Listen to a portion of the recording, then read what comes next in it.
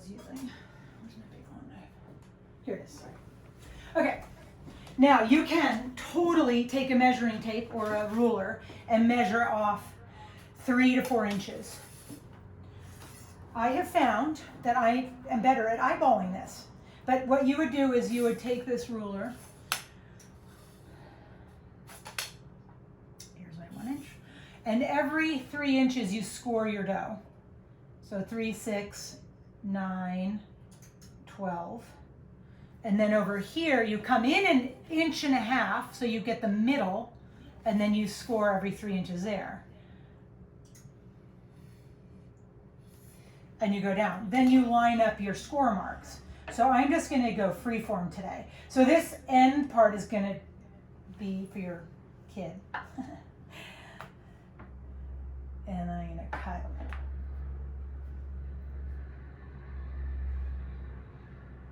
I like mine about 3.5 to 4 inches. That's what I've discovered works best for me. 3 inches is a little bit narrow. And this will also determine, somebody asked me how many croissants do we make? This will determine how many croissants you make. So there are my triangles. Now at this point, if you feel like your butter has gotten soft, put them in the fridge. You can stack them like this and put them back in the fridge. So make sure they're cut all the way through. And then you can stack these and put them in the fridge, no problem. Mine feel okay. So now, you have to have a sheet tray. I take out my Silpat. I did it with Silpat and without, so I do my sheet tray straight up like that.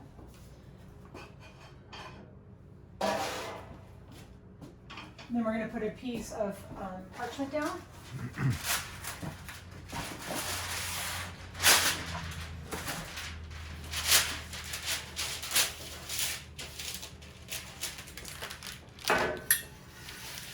And here's the fun part. I'm going to do this a couple times for you. So we're going to take this in your right hand or left hand, it doesn't matter. I just relax the dough at the top, which is relaxing, and just stretch it out a little bit at the top. Because we're now going to relax the dough down. You're going to take your thumb and gently pull down. How cool is that? So it's about 4 inches longer than what it was. Then we're going to push up and roll in. And this should yield you 3 turns. 1, 2, 3. Then when you place it onto the sheet, put the little end down. So as it proofs, it doesn't open up. I'll do it again. So I'm going to relax the dough at the top. So it gets a little wider. Then I'm going to hold that. Then I'm going to take my thumb and I'm going to gently stretch the dough so that it's uniform in thickness to the end. And then it looks like that. And then I'm going to roll it up. Something is on my table. And that's how you get 3. 1, 2, 3 turns. And then you put it over here. Give them a lot of room because they're going to pop up. Now here's one really cool thing you can see. Again, is all the layers. Can you see the layers here in your dough? You can see that's going to be the flaky crust that we come to love. Okay, somebody said, my kids like chocolate chips. Okay, great. Here's what I decide. Not chocolate chips, they like chocolate. So I made a couple with like a piece of chocolate. But then I came up with the Mimi and Frankie's chocolate chip croissant. And so what I found was if you do this, you have chocolate evenly throughout your croissant instead of one big lump of chocolate up here at the end. So I thought this was kind of fun. So if you want a chocolate croissant and you can't be bothered, I'm sure you guys have chocolate chips in your house. Put as many as you like. Same thing. Gonna roll it up. And that's a chocolate chip croissant.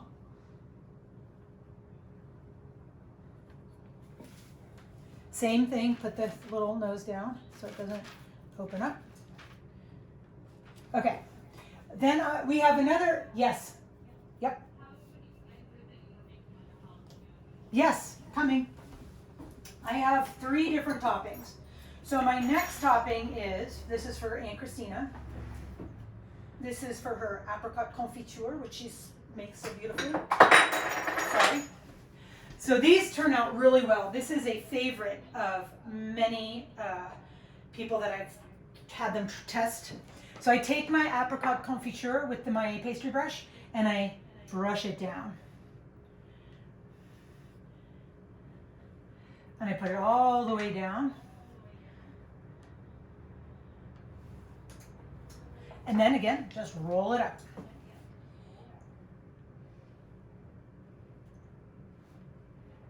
These are absolutely delicious. Absolutely delicious.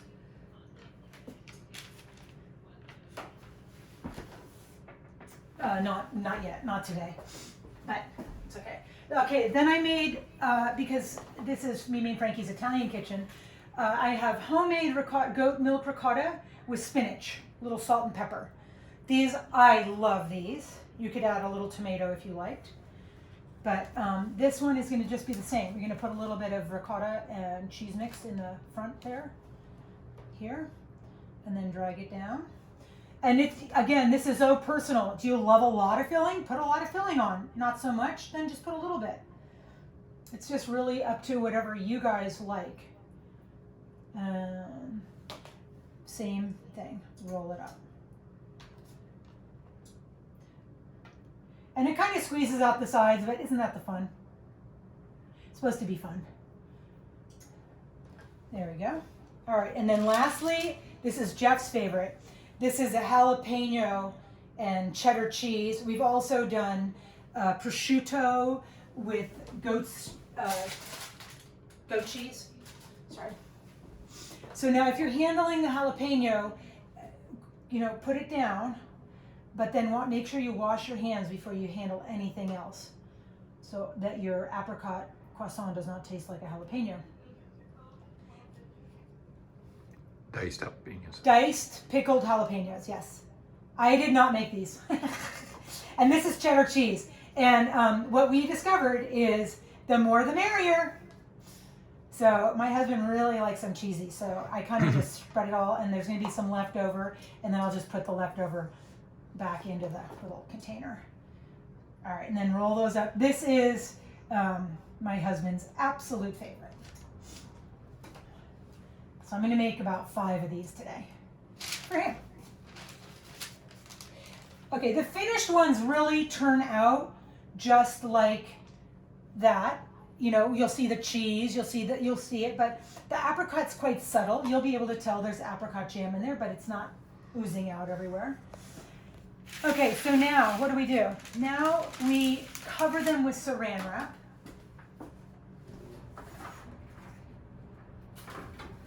And they need to proof for 2 to 3 hours. This is the long part of the croissant. Because it's been refrigerated, that dough has been refrigerated. So the yeast has not been allowed to activate. So that yeast has been kept on a tight leash. And now we're letting the yeast go. So these are gonna pop up. And that's why you wanna make sure that you have a pretty good space between them.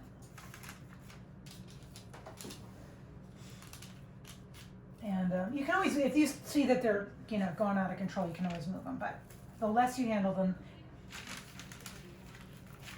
same as it's yeast. So here's where I put mine. I put mine back here under the lights. And our heater's been going off, and it was 39 degrees here this morning, so the kitchen was 65. So it took everything a little longer to proof. I have a couple of heat lamps, so I turned those on. But you really want to be careful.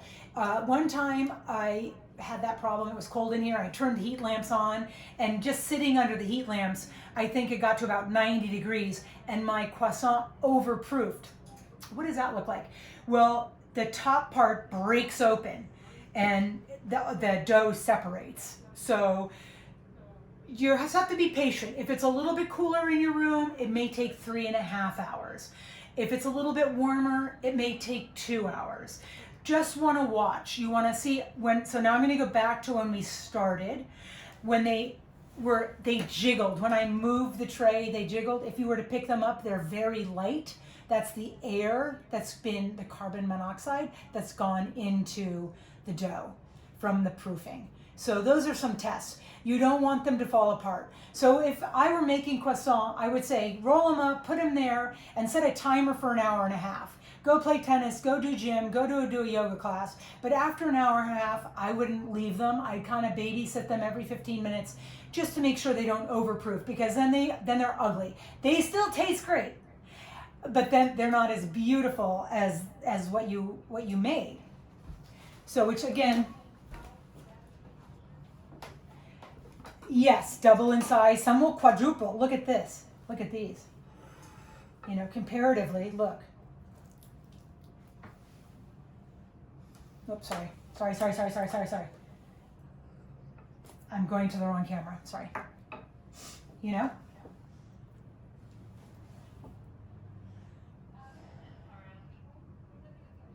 Yes.